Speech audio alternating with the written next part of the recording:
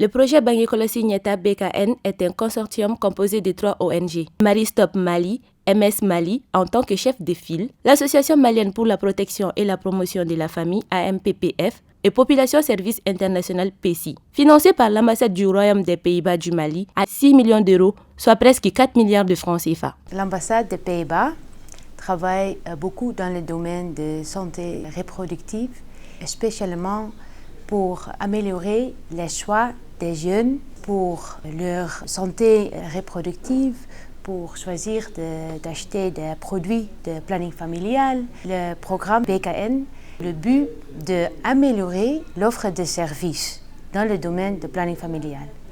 Alors ça, c'est un sujet très important pour l'ambassade parce que quand les jeunes ont accès sur l'offre de services de bonne qualité, ils peuvent améliorer leur qualité de vie alors. Le projet Bangui Nyeta BKN visait la réduction de la mortalité maternelle et infantile au Mali par l'amélioration de l'utilisation des services et méthodes de planification familiale PF de qualité dans le district de Bamako, Kay, Koulikoro, Sikasso, Ségou, Mopti, Tombouctou, Gao. En 4 années d'activité, le projet a contribué à l'amélioration de la coordination régionale des interventions, le partage des bonnes pratiques, le renforcement de la communication et l'amélioration de la qualité des interventions.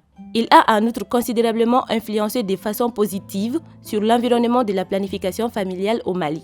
D'abord, par rapport à l'organisation des cadres de concertation. Ces cadres de concertation sont organisés en étroite collaboration avec la DRS. Lors de ces cadres de concertation, on a pu réunir les intervenants en SRPF, que ce soit les associations, les ONG, également les services techniques qui interviennent dans la SRPF. Ces cadres de concertation aussi nous a permis de faire ce qu'on appelle le mapping, la cartographie des intervenants au niveau de la région.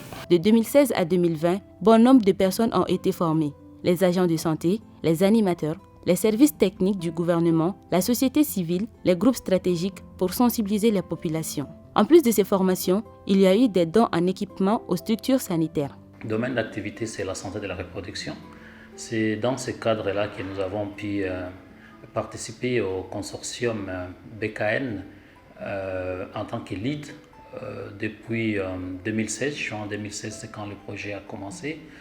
Donc ce projet est venu appuyer un peu le gouvernement dans l'offre de services de la planification familiale, mais aussi dans la coordination des activités et des interventions liées à la planification familiale. Nous avons mis en œuvre différentes interventions pour nous assurer vraiment que nous étions en ligne et en train de contribuer aux objectifs de la planification familiale 2020, mais aussi du partenariat de Ouagadougou. Ce projet de BKN est au Mali pour vraiment améliorer et réduire la mortalité maternelle au Mali. Il y a des CESCOM, il y a des autres cliniques qui sont présents, mais une des grands problèmes, c'est vraiment atteindre ces cliniques et ces CESCOM. Et c'est pour ça qu'il y a des équipes mobiles qui vont dans la brousse pour parler de la PF. Ce n'est pas seulement une question pour les femmes, mais c'est une question aussi pour les hommes. Et c'est pour ça que ces écoles de Marie, ils sont très effectifs parce que c'est Marie modèle élève qui peut influencer les autres, sont très recherchés, mais ils sont très efficaces aussi. Comme vous le savez, le taux de PF au Mali est très bas. Donc ce projet, à travers d'autres projets, doit contribuer à promouvoir l'utilisation des services de PF. Donc c'est un des objectifs du projet, c'est la finalité du projet. C'est d'amener les populations vraiment à utiliser les services de planification familiale au Mali. Pour ce qui concerne la MPPF, nous intervenons au niveau de la région de Kay, la région de Mopti et la région de Gao, à travers l'offre de services aux populations, mais nous faisons également la création de la demande. Je pense que ce projet a apporté un appui majeur, en tout cas au ministère de la Santé, pour ce qui concerne en tout cas l'augmentation du taux de contraception. Dans la mise en œuvre de ce projet, 2 innovations importantes sont à signaler, à savoir la mise en place des écoles des maris modèles EDM et la tenue régulière des rencontres trimestrielles entre les différentes ONG intervenant dans le domaine de la planification familiale. Toute chose qui a permis aux différents acteurs de coordonner leurs actions afin de parvenir à de meilleurs résultats. À ces jours, avant le démarrage effectif du projet, il y a eu une analyse situationnelle qui a été effectuée, qui a effectivement démontré un certain nombre de défis auxquels les questions de santé de la reproduction étaient confrontées. Il s'agit des défis de multiplicité des partenaires d'intervention sur les questions de santé de la reproduction, des défis liés aux barrières qui limitent l'accès des femmes, y compris les jeunes, aux services de planification familiale, des gaps en termes d'offres de services à plusieurs niveaux, et aussi la fréquence des ruptures des intrants pour la planification familiale.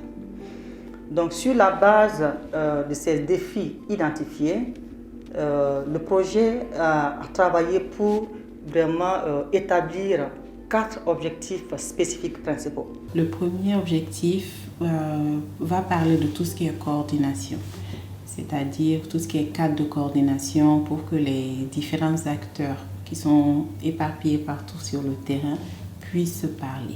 L'objectif 2 touche à l'aspect communication. Donc tout ce qui est communication de masse, tout ça, PSI a le lead sur ça. Et le troisième objectif va parler de tout ce qui est offre de services. Et le quatrième objectif va toucher la sécurité et le renforcement surtout de la sécurité contraceptive.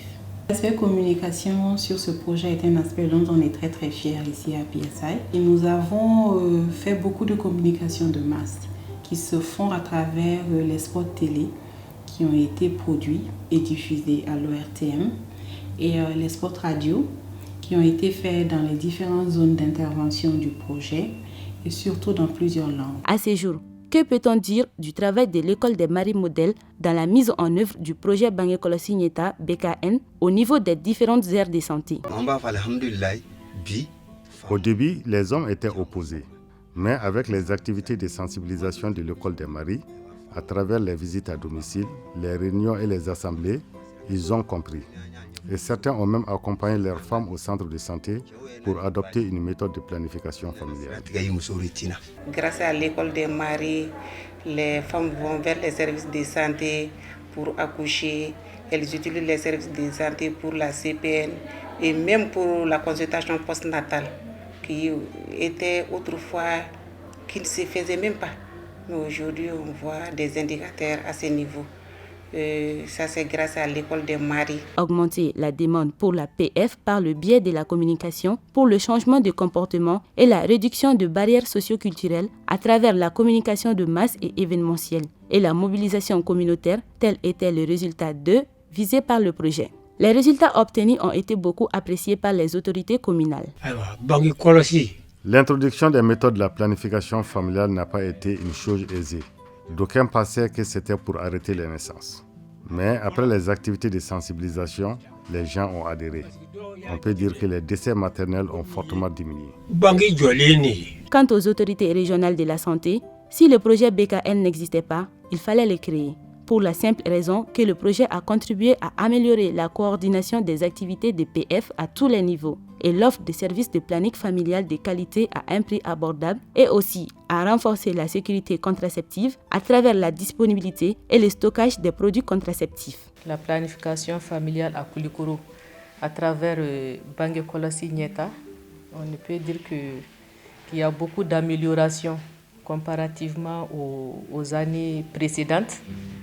Parce que pour ce qui concerne la région de Koulikoro, en 2015, on était à une prévalence contraceptive de 9,69%.